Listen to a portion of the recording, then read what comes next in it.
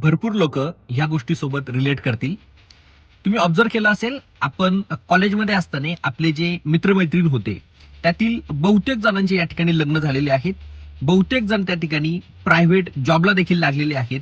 आणि बहुतेक जे लोक आहेत त्यांचे तुम्ही इंस्टाग्राम किंवा फेसबुक ज्या वेळेला बघता त्यावेळेला भरपूर लोक तुम्हाला दिसत असतील की कुणीतरी ट्रिपला गेले, कुणीतरी काहीतरी एन्जॉय करतंय. आणि मी काय करतोय तर मी चार भिंतीच्या आत बसलेलो आहे. मी माझं काम करतोय, मी माझा अभ्यास करतोय, मी कष्ट घेतोय.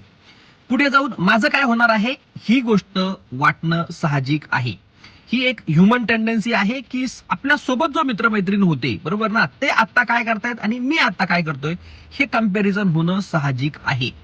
पण लक्षात घ्या, पुढील 1-2 वर्षानंतर तुम्ही ट्रिपला देखील जाऊ शकता, तुम्ही लग्न देखील करू शकता आणि जो प्रायव्हेट जॉब ते करत आहेत तो प्रायव्हेट जॉब देखील तुम्ही पुढील 2-3 वर्षानंतर करू शकता. पण आज जी कष्ट करण्याची जिद्द, जी चिकाटी तुमच्यामध्ये आहे ती पुढील 2-3 वर्षानंतर नक्कीच नसेल. त्यामुळे जे कोणतं काम तुम्ही आता करत आहात, जो काही अभ्यास तुम्ही आता करत आहात, तो प्रामाणिकपणे करा, कॉन्फिडेंटली करा, वेळोवेळी करा आणि जिद्दीने करा. तुम्हाला तुमच्या यशापासून कुणीच अडवू शकणार नाही. एक गोष्ट लक्षात घ्या, आज तुमच्याकडे भलेही काहीच नसेल, आज तुमच्याकडे काहीच नसेल, पण एक वेळ नक्की येईल ज्या दिवशी तुमच्याकडे सर्व काही असेल.